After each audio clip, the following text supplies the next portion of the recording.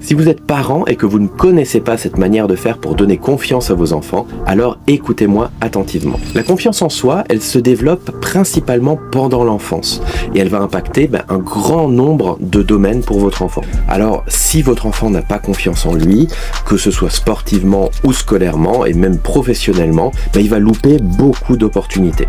Voilà ce que vous devez faire. Ça se résume en 2 piliers. Premièrement, posez-vous la question. Quand est-ce que vous avez confiance en quelqu'un ?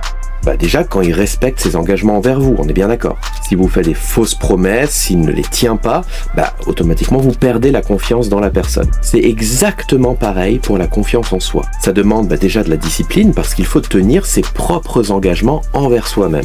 Je ne peux pas avoir confiance en moi si je ne respecte pas mes engagements personnels, c'est clair. Le deuxième pilier, c'est le fait qu'on apprend par la répétition et par l'émotion. Si un prof va répéter à votre enfant qu'il est nul, c'est prouvé en long, en large et en travers par plein d'études, ça va véritablement conditionner votre enfant à être nul ou à devenir nul. C'est ce qu'on appelle en psychologie les effets Pygmalion ou l'effet Golem qui est l'inverse du premier. La psychologie en fait montre aussi que ça marche pareil pour lui, c'est-à-dire que si lui se répète régulièrement « je suis nul », en fait il va se conditionner lui-même et creuser finalement son propre trou. Alors si vous comprenez ces 2 piliers, qu'est-ce que vous pouvez faire ? Déjà, apprenez-lui à recadrer les choses qu'il se dit à lui-même et les choses qu'on lui dit. S'il dit « je suis nul », en fait, faites-lui changer sa formulation en, par exemple, « j'ai pas réussi ce coup-ci ». Pourquoi ?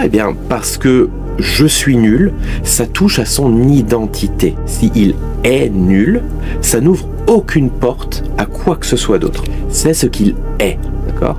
Par contre, s'il se dit « j'ai pas réussi ce coup-ci », ça présuppose que le coup suivant, potentiellement, il pourra réussir. Une fois, c'est pas grave de se dire des trucs négatifs, mais quand ces formulations qui sont dégradantes et négatives, elles se répètent, ça devient de la véritable programmation mentale. On se tend des pièges tous les jours, en fait, et après on s'étonne qu'on se sente tellement mal. Mon fils, lui, il l'a intégré. Quand on lui dit « t'es nul », il répond directement « c'est pas que je suis nul, c'est que j'ai pas réussi l'exercice ce coup-ci ». Si vous conditionnez votre enfant, premièrement, à reformuler ces trucs pas cool qu'il se dit et puis qu'on lui dit. Et si vous l'aidez deuxièmement à en faire une discipline systématique par la répétition et par le renforcement émotionnel positif, alors tout naturellement, vous allez voir, ça va devenir un automatisme. Et sa confiance en lui, elle va remonter et il va s'autonomiser dans le fait d'avoir confiance en lui. Et tout le monde peut faire ça.